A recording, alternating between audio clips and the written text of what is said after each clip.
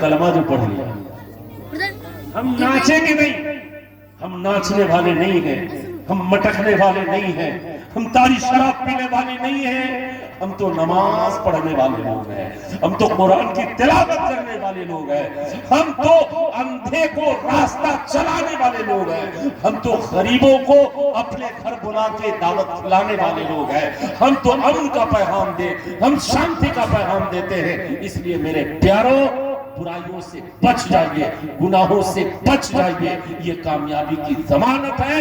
اگر آپ اچھی زندگی چاہتے ہیں، کامیاب زندگی چاہتے ہیں اور چاہتے ہیں کہ میرا رب اس سے راضی ہو جائے، اس لیے ضروری ہے کہ دین پر سختی سے عمل پیرا ہو جائے، یہی کامیابی کی ضمانت ہے۔